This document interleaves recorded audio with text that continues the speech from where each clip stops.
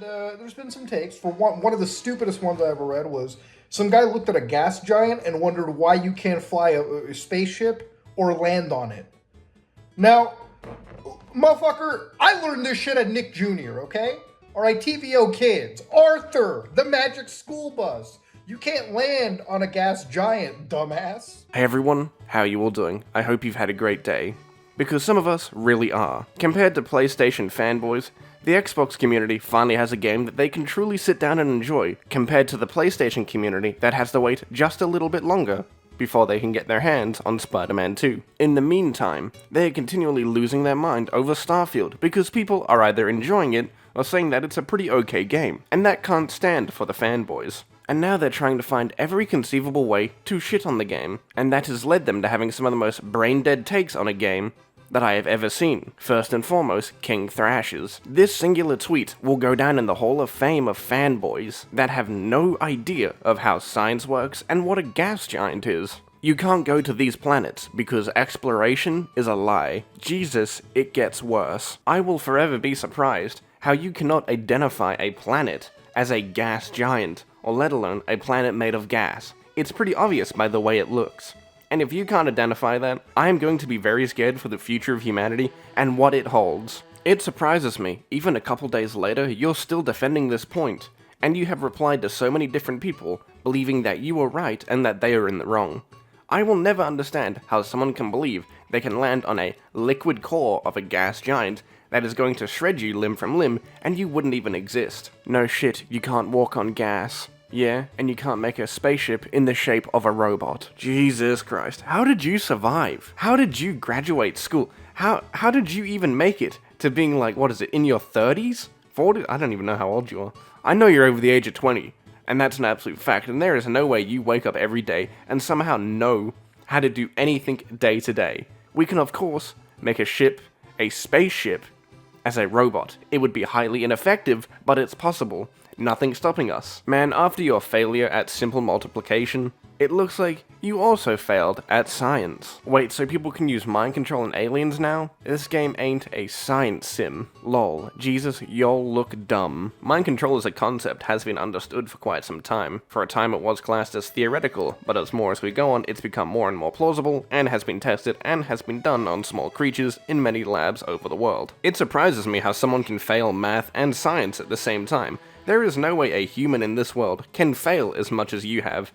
You are really the definition of the most smartest PlayStation fanboy, let alone the smartest fanboy for any console. That shouldn't really say much because anyone that fanboys for a console, let alone a company or a plastic box that they produce, isn't really a smart individual. Oh, and we're not done yet. King Thrash only makes himself look worse. Gas giants are probably the most inhospitable environment in the solar system, short of a star. Anything that enters their atmosphere will either get crushed down to a microscopic size, incinerated, or both. The Galileo probe reported temps up to 29,000 Fahrenheit before it was destroyed. Since we don't use that form of measurement for our temperatures, we use Celsius here in Australia, so I will show you what that is, so everyone else can get an understanding of how hot that is. Honestly, it's not that bad. I feel like I could walk out there on a nice summer day in the outback and still walk this off like it's nothing. If we can survive 50 degrees, I can probably survive 16,000. Didn't hurt Mass Effect or No Man's Sky too much. Excuse me? You can't even land on them in No Man's Sky in fucking Mass Effect. What do you mean? They can be observed, but you can't do anything with them. What is up with you? Why are you dying on this hill? You're not winning an argument. Everyone's going to remember you as that individual that thinks you can land on a gas giant.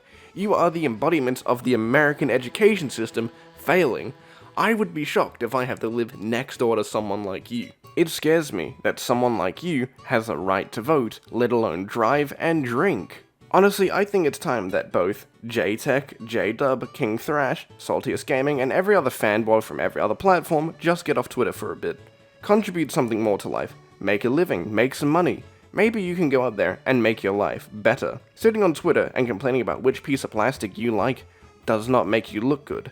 And I can't imagine to think how you would explain this to your future generations. Imagine telling your kids, yeah, I'm a PlayStation player, then proceed to tell them that you sat on Twitter for 20 hours of the day talking about how great PlayStation is. I could only imagine how disappointed they would be. Maybe it wasn't too late for a third world war. Maybe we do need to get rid of some of the silly people. So I think that's enough of King Thrash. Let's move on to some other fanboys, because it's only going to get worse from here. If you're reviewing Starfield and you give it a high score, I hope you lose your job. That's right, guys. If you enjoy Starfield, if you even like the game, if you thought the game was worth the score that you gave it, you do not deserve your job. You are not worth the pay that we give you. Honestly, I'm just going to say this. I believe Starfield is an 8 out of 10. It's an okay game. Would I call it a good space game? Probably not, because it doesn't do the bare minimum that other space games have done.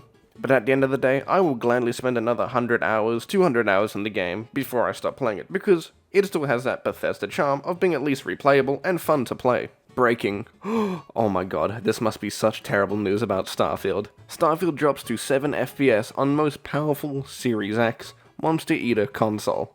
I'm always a fan for a good shitpost from PlayStation fanboys. But at the end of the day, it's still a jab and them trying to win against Xbox for whatever reason they're trying to fight for PlayStation.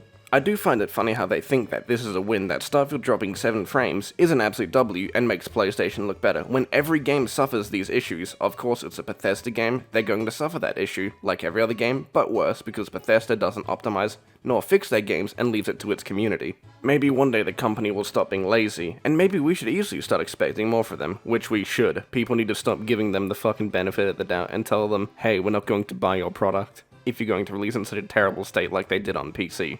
But I'm sure fanboys will have a field day trying to weaponize Starfield's shitty performance like they've done with every other game, and I can just point to 2 games that absolutely sucked for their performance and some issues that they experienced, which was Horizon Forgotten West and Forspoken. But I'm sure the fanboys wouldn't like me to talk about those games in front of them, because some of them were just a complete embarrassment, just like Redfall was for Xbox. Honestly, I can't help myself, plus the video's still a bit off from 8 minutes, so I'm going back to King Thrash, and I want to just laugh at him a bit more. I wish they would send you to Jupiter on a special landing mission. Bit, you mean but. It's science fiction, so they could have made it up. I wish you knew English a bit better. One thing I have noticed through all these replies is that your English is a bit scuffed. Either you're off your shit, or you just don't know how to do English. It's not could have made it up, it's could have just made it up. Bro didn't pass 4th grade science, I absolutely agree. He shouldn't have graduated school. Nah, but you clearly didn't pass grade 3 reading. It's not my fault you didn't comprehend the statement. So what I'm gathering is that you're stating the obvious, that you can't land on a gas giant, even though you've clearly gone through and defended your point that you should be able to land on these gas giants. And what are you trying to get at then, if it's not to land on it, but go to them? Because you can go to these planets. Most of the planets you want to go to, you can land on. Of course, you can't manually land, and they're not infinite areas, they're grids, just like many other space games. The difference is, these ones have borders. And because of your inability to clarify what you meant by that tweet, and further defending certain points, and changing narratives sometimes, has led you to be remembered by the wider gaming community as the guy that can think you can land on a gas giant. Isn't that fitting for a fanboy like you? Now you can go up there as one of the greatest fanboys out there. You didn't dox your patient, you didn't do a felony, you didn't pass 4th grade science. Now, that is the end of the video. If you would like to, leave a like, subscribe, become a member. Maybe my next video will be about Dreamcast Guy, because apparently he's got a pretty mid take on Starfield. So, take care, boys.